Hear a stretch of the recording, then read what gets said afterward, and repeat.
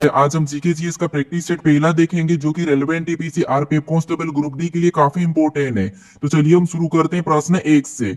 हमें पहला प्रश्न दिया है, प्रश्न कह रहा है कि निम्नलिखित में से कौन सा एस आकार का महासागर है। तो हमें ऑप्शन में दिया प्रशांत महासागर, अटलांटिक महासागर, हिंद महासागर या फिर आर्कटिक महासागर। तो यहाँ पर हमें प्रश्न पूछ रहा है कि कौन सा महासागर एस आकार का होता है। तो इसका सही जवाब होगा ऑप्शन नंबर बी, अटलांटिक महासागर, जो कि कैसा होता है, एस आकार का होता है। ठीक है, अगर आपको यहाँ पर प्रशांत महासागर का आकार पूछे तो ये कैसा होता है, तो ये हमारा होता है त्रिकोण आकार का। ठीक है, कैसा होता है, त्रिकोण आकार का।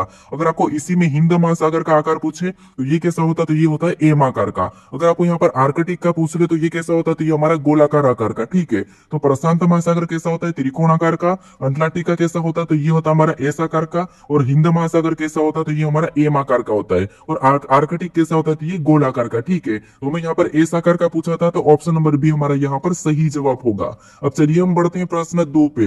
अब दूसरे नंबर का प्रश्न दिया है। अब प्रश्न करे कि निम्न में से कौन सा सौरमंडल का बाह्य ग्रह है। हमें ऑप्शन में दिया पृथ्वी, शुक्र, शनि और बुध। हमें यहाँ पर प्रश्न पूछ रहा है कि सौरमंडल का कौन सा बाह्य ग्रह है। ठीक है, अब देखिए आपको पता है कि सौरमंडल में टोटल कितने ग्रह है, तो आपको हो गए 8 ग्रह है। ठीक है, कितने, 8 ग्रह है। इसमें 4 ग्रह कौन से आंतरिक ग्रह है और 4 ग्रह हमारा कौन से है, तो वो है बाह्य ग्रह। ठीक है, तो कौन कौन से यहाँ पर देखिए, सबसे पहले 8 ग्रह में से जो पहले 4 ग्रह है, ठीक है, और दूसरे 4 ग्रह वो क्या होंगे, बाह्य ग्रह होंगे। तो पहले कौन से, तो सबसे पहले आपको होगा यहाँ पर हमारा हो जाएगा बुध। ठीक है, मैं यहाँ पर बी लिखता हूँ।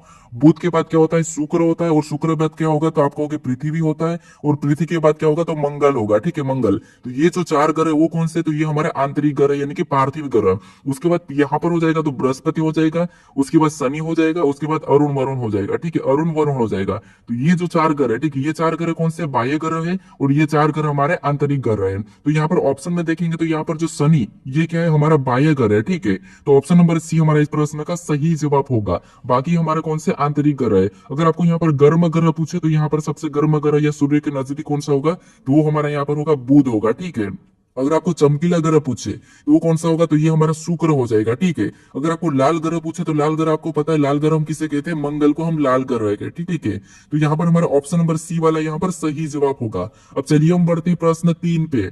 अब तीसरे नंबर का प्रश्न दिया है। अब प्रश्न ये कह रहा है कि मांडवी सागर तट किस राज्य में स्थित है, यानी कि जो मांडवी सागर तट है वो किस राज्य में स्थित है, ये प्रश्न हमें पूछ रहा है। तो इसका सही जवाब क्या होगा, ऑप्शन नंबर सी। कौन सा होगा, ऑप्शन नंबर सी, गुजरात। ठीक है, देखिए भारत का नक्शा मैं आपको थोड़ा सा बताता हूँ, कुछ इस प्रकार का होता है। और मांडवी सागर बांध जो कहाँ पर है, समस्तट कहाँ पर है, तो यहाँ पर है। ठीक है, तो ये कहाँ पर है, किस राज्य में, किस राज्य में स्थित है, तो ये गुजरात में स्थित है। तो ऑप्शन नंबर सी हमारा यहाँ पर सही जवाब होगा। अब चलिए हम बढ़ते हैं प्रश्न 4 पे। अब 4 नंबर का प्रश्न दिया है। अब प्रश्न करे कि भारत और बांग्लादेश में क्या प्रमुख उत्पाद है, यानी जो भारत और बांग्लादेश है यहाँ पर प्रमुख क्या उत्पाद है, ये प्रश्न हमें पूछ रहा है। तो ऑप्शन में दिया है जूट दिया है, कॉफी दिया है, चाय दिया है, बाजरा दिया है। तो इसका सही जवाब क्या होगा, तो ऑप्शन नंबर ए होगा जूट। ठीक है, क्या होगा, ऑप्शन नंबर ए हमारा जूट होगा, जो कि विश्व में भारत यानी कि विश्व में बांग्लादेश का प्रथम स्थान रखता है जूट उत्पादन में। ठीक है, जूट उत्पादन में। तो यहाँ पर हमारा सही जवाब क्या होगा, ऑप्शन नंबर है जूट, यानी कि सही जवाब हो जाएगा। ठीक है, अब देखिए अगर आप इस चैनल को अभी तक सब्सक्राइब नहीं करे तो दोस्तों इस चैनल को जरूर सब्सक्राइब कर लीजिएगा। ठीक है, इसके बाद आपको मैं यहाँ पर रेलवे के लिए वापस से रीजनिंग का प्रैक्टिस सेट भी चालू करने वाला हूँ। अब चलिए हम बढ़ते हैं प्रश्न 5 पे। अब 5 नंबर का प्रश्न दिया है। अब प्रश्न ये कह रहा है कि विश्व के जल संसाधनों में भारत का अंश कितना है, यानी विश्व के जल संसाधनों में भारत का अंश कितना है, ये प्रश्न हमें पूछ रहा है। तो ऑप्शन दिया है 8%, 15%, 10% या फिर 4%। हम यहाँ पर विश्व के जल संसाधनों पीछा है, तो यहाँ पर सही जवाब होगा ऑप्शन नंबर बी। ठीक है, 4%, जो कि विश्व के जल संसाधनों में भारत का अंश कितना है, तो वो 4% है। ठीक है, अगर आपको केवल भारत का ही जल पूछे तो वो कितना है, तो वो हमारा 71% है। ठीक है, कौन सा, 71% है। ठीक है, अब चलिए हम बढ़ते हैं प्रश्न 6 पे। अब 6 नंबर का प्रश्न दिया है। अब प्रश्न करें कि भारत और श्रीलंका के बीच कौन सा द्वीप स्थित है। ठीक है, प्रश्न क्या पूछ रहा है कि भारत और श्रीलंका के बीच कौन सा द्वीप स्थित है, ये याद रखना, द्वीप। तो यहाँ पर हमें ऑप्शन में दिया लातूर दिया है, कच्छतीवू दिया है, जांगन दिया है, दीवर दिया है। तो जो भारत और श्रीलंका के बीच जो द्वीप स्थित है वो कौन सा, तो वो कच्छतीवू है। ठीक है, तो ऑप्शन नंबर हमारे यहाँ पर बी वाला सही जवाब होगा। अगर आपको भारत और श्रीलंका के बीच इसी में आपको कौन सी जल संधि पूछे, अगर आपको यहाँ पर जल संधि पूछे तो आप क्या बताओ, जल संधि वो कौन सी होगी, तो वो होगी पाक जल संधि। कौन सी होगी, पाक जल संधि। ठीक है, अगर द्वीप पूछे तो कच्छतीवू और जल संधि पूछे तो वो पाक जल संधि। ठीक है, तो ऑप्शन नंबर हमारे यहाँ पर बी वाला सही जवाब होगा। अब चलिए हम बढ़ते हैं प्रश्न 7 पे। अब 7 नंबर का प्रश्न दिया है। अब प्रश्न करे कि निम्नलिखित में से कौन सा सबसे पुराना वेद है। यानी हमें यहाँ पर 4 वेद दिए और आपको पता है वेद कितना होते हैं, 4 वेद होते हैं, ठीक है। हमें यहाँ पर पूछ रहा है कि कौन सा सबसे पुराना वेद है, ठीक है। तो यहाँ पर देखिए जो सबसे पुराना वेद हो तो आपको पता ही होगा, जो कि ऋग्वेद है। ऑप्शन नंबर डी हमारा इस प्रश्न का सही जवाब होगा। ऋग्वेद सबसे पुराना वेद है, ठीक है। और जो यहाँ पर देखिए ये ऋग्वेद तो हमारा यहाँ पर पुराना वेद है। अगर हम नए वेद की बात करें तो वो होगा अथर्ववेद। कौन सा होगा? अथर्ववेद, जो कि क्या है, नया वेद है, ठीक है। और जो यहाँ पर सामवेद दिया ये क्या है, तो ये भारतीय संगीत का जनक कहा जाता है, ठीक है। तो हमारे यहाँ पर पुराना वेद ऑप्शन नंबर डी वाला सही जवाब हो जाएगा। अब चलिए हम बढ़ते हैं प्रश्न 8 पे। अब 8 नंबर का प्रश्न दिया है। अब प्रश्न करे कि कौटिल्य ने निम्नलिखित में से कौन सी पुस्तक लिखी थी। यानी जो कौटिल्य है, ठीक है, ये निम्नलिखित में से कौन सी पुस्तक लिखी, ये प्रश्न में पूछ रहा है। तो यहाँ पर दिया अर्थशास्त्र, सुक्तावली, मुद्रक राक्षस और इंडिका दिया है, ठीक है। तो यहाँ पर जो कौटिल्य है, ठीक है, ये कौटिल्य कौन है, तो ये चंद्रगुप्त मौर्य यानी कि मौर्य समाज का ये क्या था, प्रधानमंत्री था, ठीक है। तो इसने क्या करा था, उसके लिए अर्थशास्त्र की बुक लिखी थी, ठीक है। तो यहाँ पर ऑप्शन नंबर ए हमारा यहाँ पर सही जवाब होगा, ठीक है। कौन सा? अर्थशास्त्र। कौटिल्य ने कौन सी बुक लिखी थी, वो यहाँ पर प्रस्तुत की थी अर्थशास्त्र, ठीक है। अगर हम सुक्तावली की बात करें तो ये हमारा वेद के अंदर आता है, जो कि ऋग्वेद के अंदर, ठीक है। अब चलिए हम बढ़ते हैं प्रश्न 9 पे। अब 9 नंबर का प्रश्न दिया है। अब प्रश्न कह रहा है कि क्रिप्स, ठीक है, क्रिप्स मिशन भारत में किस वर्ष आया था। प्रश्न क्या कह रहा है, क्रिप्स मिशन भारत में किस वर्ष आया था। तो इसका सही जवाब क्या होगा, हमें यहाँ पर ऑप्शन में दिया 1992, 1932, 1922, 1942। तो जो क्रिप्स मिशन है, ठीक है, ये कब आया था, तो ये आया था 1942 में आया था, ठीक है। अगर आपको यहाँ पर डेट पूछे तो लागू कब करा था, तो लागू ये हमारा करा था 11 मार्च को, ठीक है, शायद 11 मार्च और 23 मार्च को, ठीक है, 23 मार्च को तो ये आ गया था। 1942 की ही बात कर रहा हूं मैं। 11 मार्च को क्या हुआ था, लागू हुआ था, और 23 मार्च को शायद ये क्या हो गया था, यहाँ पर आ गया था, ठीक है। तो हमारे यहाँ पर ऑप्शन नंबर डी वाला यहाँ पर सही जवाब होगा। ये मुझे कंफर्म करके मुझे कमेंट करके बताइए कि मार्च है या अप्रैल है, ठीक है। अब चलिए हम बढ़ते हैं प्रश्न 10 पे। अब 10 नंबर का प्रश्न दिया है। अब प्रश्न करें कि जलियांवाला बाग हत्याकांड के लिए कौन जिम्मेदार था। यानी जो जलियांवाला बाग हत्याकांड हुआ था उसका जिम्मेदार कौन था, ये प्रश्न हमें पूछ रहा है। तो देखिए जलियांवाला बाग हत्याकांड का जिम्मेदार कौन था, तो वो था जनरल डायर, ठीक है। कौन था? General Dyer. Option number C हमारा इस प्रश्न का सही जवाब होगा, ठीक है। उसका जिम्मेदार कौन था, तो वो होगा general Dyer, option number C.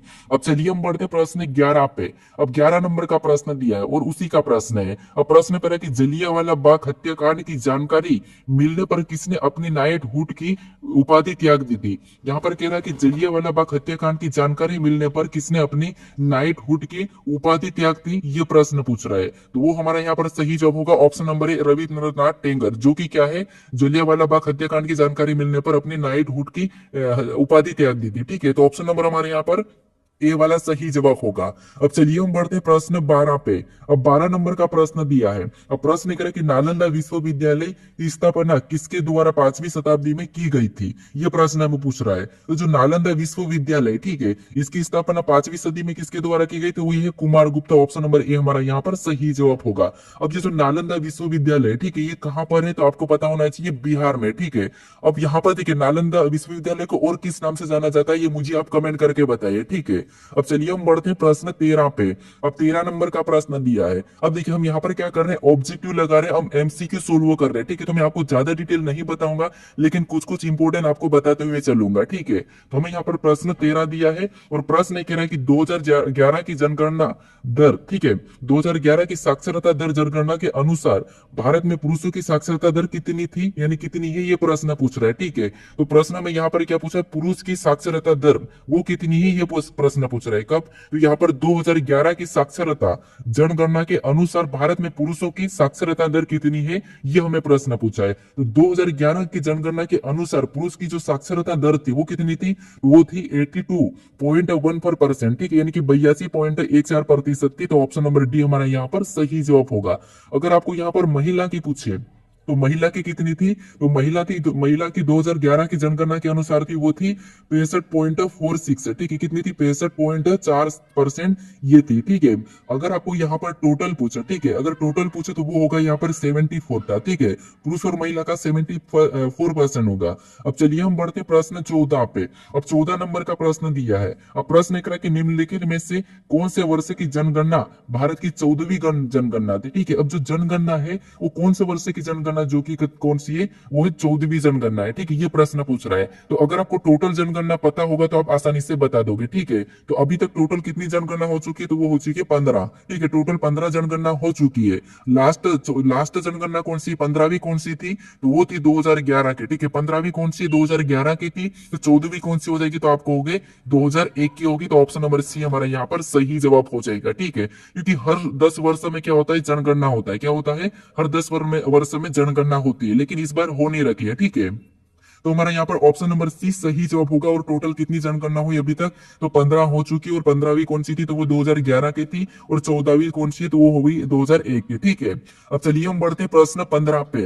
अब 15 नंबर का प्रश्न दिया है। अब प्रश्न कह रहा है कि राज्यसभा की अधिकतम सदस्य संख्या कितनी होती है, यानी राज्यसभा की अधिकतम सदस्य संख्या कितनी होती है, ये प्रश्न हमें पूछ रहा है। तो जो राज्यसभा है, ठीक है, इनकी अधिकतम सदस्य संख्या कितनी होती है, तो वो होती है 250। ऑप्शन नंबर सी हमारा इस प्रश्न का सही जवाब होगा 250। ठीक है, अब राज्यसभा सदस्य बनने के लिए न्यूनतम आयु कितनी होती है, अगर आपको पूछे तो आयु की बात करते हैं तो वो होगी 30 वर्ष होनी चाहिए। ठीक है, कितनी होनी चाहिए, 30 वर्ष होनी चाहिए न्यूनतम आयु। अगर इसकी अवधि की बात करते हैं, राज्यसभा की अवधि की बात करते हैं, तो इसकी अवधि कितनी होती है, 6 वर्ष की होती है। कितनी होती है, 6 वर्ष की होती है। आयु की बात करते हैं तो 30 वर्ष, और अवधि की बात करते हैं तो वो 6 वर्ष की होती है। ठीक है, तो यहाँ पर हमें सदस्यों की संख्या पूछी थी, तो वो होगी 250। ठीक है, ऑप्शन नंबर सी हमारा इस प्रश्न का सही जवाब होगा। अब चलिए हम बढ़ते हैं प्रश्न 16 पे। अब 16 नंबर का प्रश्न दिया है। अब प्रश्न लेकर है कि भारतीय संविधान के अनुसार भारत सरकार के कितने अंग है। प्रश्न क्या पूछ रहा है कि भारतीय संविधान के अनुसार भारत सरकार के कितने अंग है, तो इसका सही जवाब होगा 3। कौन कौन से होंगे तो मैं बताऊंगा आपको। ऑप्शन नंबर सी हमारा इस प्रश्न का सही जवाब होगा।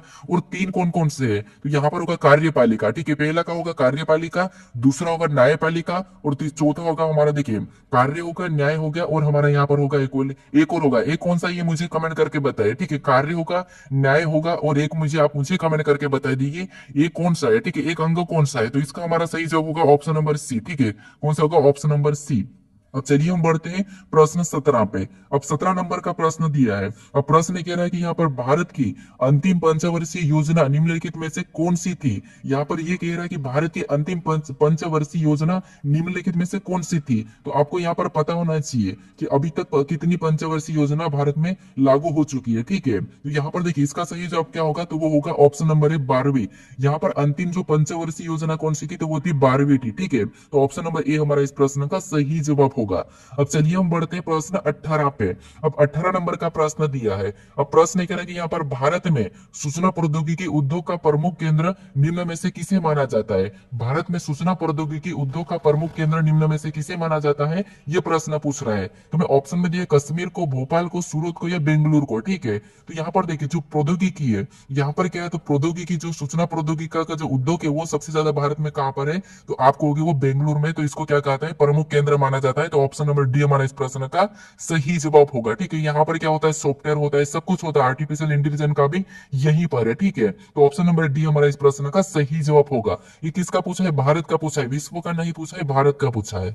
अब चलिए हम बढ़ते हैं प्रश्न 19 पे। अब 19 नंबर का प्रश्न दिया है। अब प्रश्न कह रहा है कि निम्नलिखित में से कौन सी खरीफ की फसल है। यहाँ पर कह रहा है कि निम्नलिखित में से कौन सी खरीफ की फसल है। तो यहाँ पर देखिए हमें ऑप्शन में दिया है मटर, कद्दू, मूंगफली और गेहूं। तो यहाँ पर देखिए आपको पता होना चाहिए फसल कौन कौन सी, एक तो खरीफ की होती है और एक होती है रबी की। कौन सी होती है, रबी की होती है। ठीक है, तो कौन सी खरीफ की और कौन सी रबी की, ये आपको बताना है। तो देखिए अगर हम आपको यहाँ पर पता होगा, तो देखिए जो रबी की फसल ये ठंड में उगाई जाती है और बरसात में खरीफ की फसल उगाई जाती है। तो अगर हम मटर की बात करते हैं तो ये तो रबी की है क्योंकि ये ठंड में उगाई जाती है। कद्दू की बात करते तो ये भी रबी की है, और यहाँ पर गेहूं की बात करते तो ये भी रबी की। हमें यहाँ पर खरीफ का पूछा था, तो मूंगफली हमारी बरसात में उगाई जाती है। तो ऑप्शन नंबर सी हमारा इस प्रश्न का सही जवाब होगा। ठीक है, तो सिंपल सी बात है कि जो बरसात में उगाई जाने वाली फसल कौन सी होगी, तो वो खरीफ की होगी। और ठंड में उगाई जाने वाली, ठीक है, ठंड में उगाई जाने वाली जो फसल है वो कौन सी होगी, रबी की फसल होगी। अब चलिए हम बढ़ते हैं प्रश्न 20 पे। और 20 नंबर का प्रश्न दिया है। और प्रश्न करें कि नीली क्रांति किसके संबंधित है, यानी कि नीली क्रांति जो कि किससे संबंधित है, ये प्रश्न पूछा है हमें। ठीक है, तो यहाँ पर आप ऑप्शन में देखिए क्या क्या दिया है, नील उत्पादन, जूट उत्पादन, मत्स्य उत्पादन, या फिर कृषि उत्पादन। ठीक है, तो फटाफट से सोचिए कि इसका सही जवाब क्या हो सकता है। ठीक है, क्योंकि देखिए आपको यहाँ पर आपको सोचना है कि यहाँ पर सही जवाब क्या होगा, आपको खुद को भी सोचना चाहिए क्योंकि हम यहाँ पर एमसीक्यू सोल्व कर रहे हैं। ठीक है, क्या कर रहे हैं, एमसीक्यू सोल्व कर रहे हैं। तो इसका सही जवाब क्या होगा, ऑप्शन नंबर सी, मत्स्य उत्पादन। ठीक है, क्या होगा, ऑप्शन नंबर सी मत्स्य उत्पादन। ठीक है, अब देखिए मैं आपको उससे पहले क्या बताया था कि जो अंग है, ठीक है, भारत सरकार का जो 3 अंग है कौन कौन से थे मैंने बताया था। कार्यपालिका क्या बताया था, कार्यपालिका बताया था। उसके बाद मैं क्या बताया था, उसके बाद मैं न्यायपालिका बताया था। ठीक है, न्यायपालिका और एक हमारी विधायी पालिका, ठीक है, विधायिका पालिका है। तो ये 3 है, ठीक है, याद रखना। अब चलिए हम बढ़ते हैं प्रश्न हम 21 पे। अब 21 नंबर का प्रश्न दिया है, ठीक है। इसी में आपको मैं यहाँ पर बता देता हूँ कि जो नीली क्रांति है, ठीक है, जो नीली क्रांति, इसके बारे में थोड़ा सा आपको मैं बता देता हूँ। जो नीली क्रांति है इसका जनक कौन है, ठीक है, यानी कि नीली क्रांति का जनक कौन है, तो इसका जनक है हीरालाल चौधरी, हीरालाल चौधरी। और यहाँ पर अरुण कृष्णन माना जाता है, यानी कि जो नीली क्रांति इसका जनक कौन है, तो हीरालाल चौधरी को माना जाता है। ठीक है, देखिए क्या होगा, हीरालाल चौधरी। इसकी शुरुआत शुरुआत कब हुई थी, तो इसकी शुरुआत सातवीं सातवीं पंचवर्षीय योजना में हुई थी। ठीक है, ये याद रखना। अब चलिए हम बढ़ते प्रश्न 21 पे। अब 21 नंबर का प्रश्न दिया है और प्रश्न कह रहा है कि वाट किसकी इकाई है। क्या कह रहा है कि वाट किसकी इकाई है। तो आपको यहाँ पर एक ट्रिक पता होगा कि इसकी तो इतनी शक्ति है कि ये वाट लगा देगा हमारी। क्या करेगा, इसकी तो बहुत शक्ति है, हमारी वाट लगा देगा। तो यहाँ पर वाट की इकाई क्या है, तो वो है शक्ति है। तो ऑप्शन नंबर ए हमारा इस प्रश्न का सही जवाब हो जाएगा। ठीक है, अगर आपको यहाँ पर ऊर्जा की पूछे तो ऊर्जा क्या है, तो आपको पता है कार्य और ऊर्जा, कार्य और ऊर्जा की क्या है, तो आपको होगी जूल है। ठीक है, क्या है, जूल है। उसके बाद अगर आपको यहाँ पर प्रतिरोध की पूछे तो आपको पता है प्रतिरोध की क्या है, तो वो है ओम है। ठीक है, क्या है, ओम है। उसके बाद अगर आपको संवेग की पूछे तो संवेग की क्या है, न्यूटन सेकंड है। ठीक है, क्या है, न्यूटन सेकंड है। अब चलिए हम बढ़ते हैं प्रश्न 22 पे। अब 22 नंबर का प्रश्न दिया है। अब प्रश्न कह रहा है कि ध्वनि प्रदूषण को किस इकाई में मापा जाता है। जो ध्वनि प्रदूषण है, ठीक है, ध्वनि प्रदूषण को किस इकाई में मापा जाता है, ये प्रश्न हमें पूछ रहा है। तो यहाँ पर हमें ऑप्शन में दिया है डेसिबल, सेंटीमीटर, ओम और हर्ट्ज। ठीक है, तो इसका यहाँ पर सही जवाब क्या होगा, तो ध्वनि प्रदूषण को हम क्या करते हैं, डेसिबल में नापते हैं। ठीक है, डेसिबल में। अब डेसिबल का प्रतीक क्या है, तो वो डेसिबल का प्रतीक है, यहाँ पर स्मॉल डी होगा और कैपिटल बी हो जाएगा। ठीक है, ये इसका प्रतीक है। ठीक है, और आपको यहाँ पर सेंटीमीटर की बात करें या फिर आपको यहाँ पर ओम की बात करें तो आपको पड़ता है प्रतिरोध। उसके बाद अगर आपको यहाँ पर हर्ट्ज की बात करते तो ये आवर्ती हो जाएगा। ठीक है, आवर्ती। ठीक है, और यहाँ पर हमारा ऑप्शन नंबर ए सही जवाब होगा। अब चलिए हम बढ़ते प्रश्न 23 पे। अब 23 नंबर का प्रश्न दिया है। अब प्रश्न करें कि आयरन की कमी से क्या होता है, यानी जो आयरन है, आयरन की कमी से क्या होता है, ये प्रश्न हमें पूछ रहा है। तो आयरन की कमी से आपको पता होना चाहिए क्या होता है, तो वो होता है एनीमिया होता है। तो ऑप्शन नंबर हमारा यहाँ पर सी वाला सही जवाब होगा। ठीक है, क्या होता है, आयरन की कमी से एनीमिया होता है। और जो थायराइड है ये किसकी कमी से होता है, तो जो थायराइड है, ठीक है, ये होता है आयोडीन की कमी से। क्या होता है, आयोडीन की कमी से होता है। आयोडीन की कमी से थायराइड होता है। और कैल्सीमिया, हाइपोकैल्सीमिया किसके कारण होता है, तो ये होता है विटामिन डी की कमी से। ये क्या होता है, तो ये विटामिन डी की कमी से होता है। और क्वासियोकोर ये किसकी कमी से होता है, तो ये होता है प्रोटीन की कमी से। ये किससे होता है, तो ये प्रोटीन की कमी से होता है। ठीक है, तो यहाँ पर आयरन की कमी से कौन सा रोग होता है, तो आप मतलब क्या होता है, तो आपको पता होना चाहिए एनीमिया होता है। और थायराइड किसकी, तो आयोडीन की कमी से। हाइपोकैल्शियम किसके, तो ये विटामिन डी से। और यहाँ पर क्वासियोकोर ये किससे होता है, तो ये प्रोटीन की कमी से होता है। ठीक है, हमारे यहाँ पर ऑप्शन नंबर सी सही जवाब होगा। अब चलिए हम बढ़ते हैं प्रश्न 24 पे। अब 24 नंबर का प्रश्न दिया है। अब प्रश्न कह रहा है कि निम्न में से कौन सी धानी प्राणी का उदाहरण है, यानी यहाँ पर कह रहा है कि निम्नलिखित में से कौन सा धानी प्राणी का उदाहरण है। ठीक है, तो यहाँ पर देखिए धानी प्राणी की बात करें तो आपको पता है कंगारू दिया है, कछुआ दिया है, जेब्रा दिया और सियर दिया है। यानी धानी, यानी कि जो धानी है, ठीक है, ये क्या है, तो एक प्रकार का थैली नुमा गर्भ है। ठीक है, तो ये किस जानवर में होता है, तो आपको पता होगा ये क्या होता है, तो ये कंगारू में होता है, जो कि उसे हम क्या करते हैं, मार्सुपियर कहते हैं। ठीक है, मार्सुपियर्स कहते हैं, जो कि क्या होता है, एक थैली होती है, उसमें अपने बच्चे को रखता है। ठीक है, तो ऑप्शन नंबर ए हमारा इस प्रश्न का सही जवाब होगा। अब चलिए हम बढ़ते हैं प्रश्न 25 पे। अब 25 नंबर का प्रश्न दिया है। अब प्रश्न कह रहा है कि क्षत्रिय किस भारतीय राज्य का शास्त्रीय नृत्य है। जो क्षत्रिय नृत्य है वो किस भारतीय राज्य का शास्त्रीय नृत्य है, ये प्रश्न हमें पूछ रहा है। ठीक है, तो आपको पता है टोटल शास्त्रीय नृत्य कितने, तो वो है 8 है। ठीक है, कितने, 8 है। तो यहाँ पर देखिए हमें पूछ रहा है कि क्षत्रिय क्षत्रिय किस भारतीय राज्य का शास्त्रीय नृत्य है, तो ये हमारा ऑप्शन नंबर सी होगा, असम का। ठीक है, ये कहाँ का, असम, असम का। ठीक है, अगर आपको यहाँ पर नया जो न्यू शास्त्रीय नृत्य वो कौन सा है, तो वो भी हमारा यहाँ पर क्षत्रिय ही होगा। ठीक है, और पुराना की बात करें तो आपको पता है सबसे पुराना शास्त्रीय नृत्य कौन सा है, तो वो हमारा होगा, कौन सा होगा, तो आपको होगा यहाँ पर बता दीजिए, मुझे कमेंट करके बताइए। वो तमिलनाडु का है, लेकिन कौन सा है ये मुझे आप कमेंट करके बता दीजिए। ठीक है, अब चलिए हम बढ़ते प्रश्न 26 पे। अब 26 नंबर का प्रश्न दिया है। अब प्रश्न करे कि गुरु बिपिन सिंह, ठीक है, गुरु बिपिन सिंह किस शास्त्रीय नृत्य शैली के लिए जाने जाते हैं? जो गुरु बिपिन सिंह, ठीक है, ये वेरी इंपॉर्टेंट है, सबसे इंपॉर्टेंट ज्यादातर पूछा जाता है गुरु बिपिन सिंह का। ये किस शास्त्रीय नृत्य शैली के लिए जाने जाते हैं, ये प्रश्न पूछ रहा है। तो कथक दिया है, मणिपुरी दिया है, बिहू दिया है और कथकली दिया है। तो इसका सही जवाब होगा जो गुरु बिपिन सिंह ये क्या है, मणिपुरी के नाम से जाना जाता है, ठीक है, मणिपुरी के नाम से जाना जाता है। मणिपुरी कहाँ का? तो ये मणिपुर का ही है, ठीक है, कहाँ के? मणिपुर का मणिपुरी शास्त्रीय नृत्य है। अब यहाँ पर कथक की बात करते हैं तो ये कहाँ का है? तो आप कहोगे उत्तर भारत का है। बिहू तो हमारा शास्त्रीय नृत्य नहीं, ये हमारा लोक नृत्य है, लेकिन ये कहाँ का है? तो आप कहोगे बिहू हमारा यहाँ पर असम का है, ठीक है। कथकली की बात करते हैं तो ये हमारा केरल का शास्त्रीय नृत्य है, ठीक है। अब चलिए हम बढ़ते हैं प्रश्न, यहाँ पर देखिए 26 नंबर का ऑप्शन नंबर बी हमारा सही जवाब होगा। अब प्रश्न हम 27 की ओर बढ़ते हैं। अब 27 नंबर का प्रश्न दिया है। अब प्रश्न एक है कि पूर्वी रेल जोन का मुख्यालय किस शहर में स्थित है? पूर्वी रेलवे जोन का मुख्यालय किस शहर में स्थित है, ये प्रश्न हमें पूछ रहा है। ऑप्शन में दिया कोलकाता, मालीगांव, इसने भुवनेश्वर और दुर्गापुर दिया है। तो जो पूर्वी रेलवे जोन है ये कहाँ पर है? तो ये कोलकाता में है, ठीक है। तो ऑप्शन नंबर हमारा यहाँ पर ए वाला सही जवाब होगा, ठीक है। अब चलिए हम बढ़ते हैं प्रश्न 28 पे। अब 28 नंबर का प्रश्न दिया है और प्रश्न करें कि हॉकी के खेल में मैदान पर कितने खिलाड़ी टीम में सम्मिलित होते हैं, ये प्रश्न में पूछ रहा है, ठीक है। तो जो हॉकी का खेल है उसमें उसके मैदान में कितने खिलाड़ी सम्मिलित होते हैं ये आपको बताना है। तो इसका सही जवाब क्या होगा? तो इसका सही जवाब होगा ऑप्शन नंबर यहाँ पर डी वाला, ठीक है। कितने? 11 होंगे। कितने होंगे? 11 होंगे, ठीक है। अब यहाँ पर मुझे ये बताइए कबड्डी में कितने होते हैं और क्रिकेट में कितने होते हैं, ये मुझे कमेंट करके बताइए, ठीक है। कबड्डी और क्रिकेट में आप मुझे कमेंट करके बताइए कि कितने खिलाड़ी होते हैं। अब चलिए हम बढ़ते हैं प्रश्न 29 पे। अब 29 नंबर का प्रश्न दिया, देखिए मैं जो आपको कह रहा हूं कमेंट करने के लिए आप उससे कमेंट कर दीजिए, क्योंकि आपका ही रिकॉल होगा, रिवीजन होगा, ठीक है। तो प्रश्न में 29 दिया और प्रश्न करें कि हरिप्रसाद चौरसिया किस वाद्य यंत्र से प्रसिद्ध रूप से जुड़े हैं, ठीक है। तो जो हरिप्रसाद चौरसिया है ये हमारा बांसुरी से जुड़ा है, ठीक है। तो ऑप्शन नंबर ए हमारा यहाँ पर सही जवाब होगा, ठीक है। क्या होगा? Option number A. अब चलिए हम बढ़ते हैं प्रश्न 30 पे। अब 30 नंबर का प्रश्न दिया है और प्रश्न करें कि कोणार्क नृत्य उत्सव भारत के किस राज्य में मनाया जाता है? तो जो कोणार्क मंदिर वो कहाँ पर? उड़ीसा में। मतलब जो कोणार्क नृत्य है वो भी कहाँ पर होता है? उड़ीसा में होता है। तो ऑप्शन नंबर सी हमारा इस प्रश्न का सही जवाब होगा, ठीक है। कौन सा होगा? ऑप्शन नंबर सी। कोणार्क उत्सव कहाँ होता है? उड़ीसा में होता है। अगर राजस्थान की बात करें तो आपको पता है यहाँ पर कालबेलिया होता है। उसके बाद झारखंड की बात करें तो यहाँ पर एक छऊ होता है, जो हम किस नाम से जाने जाते हैं आपको पता होना चाहिए। यहाँ पर देखिए हमने टोटल अभी तक कितने प्रश्न? 30 प्रश्न कर लिए। कितने प्रश्न हमने यहाँ पर टोटल? 30 प्रश्न करे हैं, ठीक है। तो आज का ये वीडियो आपको कैसा लगा है या जीके जी का प्रैक्टिस सेट आपको कैसा लग रहा है ये मुझे आप कमेंट करके बताना कि मैं इसको कंटिन्यू करूं। अगर आप हाँ बताओगे या तो मैं आपको इसका कंटिन्यू रखूंगा। तो आपको देखिए डेली क्या मिलेगा? तो आपको देखिए जीके जी का भी एक प्रैक्टिस सेट मिलेगा और रीजनिंग का भी एक प्रैक्टिस सेट मिलेगा, ठीक है। डेली आपको 2 प्रैक्टिस सेट मिलेंगे जो कि काफी इंपोर्टेंट होने वाले और अच्छे अच्छे क्वेश्चन है, और आपको मैं कोशिश करूंगा कि आपको उसके बारे में थोड़ा और भी बताऊं, ठीक है। तो ये वीडियो आपको कैसा लगा ये मुझे कमेंट करके बताइए और आप अपने दोस्तों तक जरूर शेयर करिए, ठीक है। और यहाँ पर आपको पता है मैं जो रीजनिंग का प्रैक्टिस है, ठीक है, वो मैं आपको रेलवे एनटीपीसी आरपीएफ कांस्टेबल और ग्रुप डी के लिए स्पेशली लाने वाला हूँ 30-30 प्रश्न का, ठीक है। तो अभी इस चैनल को सब्सक्राइब कर लीजिए, आपको लगभग कल या परसों में मिल जाएगा डेली, क्योंकि अभी आपको पता है मार्च में किसकी एग्जाम हो रही है, तो आपको होगा आरपीएफ कांस्टेबल की होने वाली है। तो उससे पहले हम कम से कम 20 प्रैक्टिस सेट ऐसे करेंगे, टाइप वाइज करेंगे कि हम पूरी रीजनिंग को कवर कर लेंगे, ठीक है। तो आप इस चैनल को सब्सक्राइब कर लीजिए। तो चलिए हम मिलते हैं नेक्स्ट वीडियो में। आप बताइए कि हमें जीके का कंटिन्यू करूं या नहीं।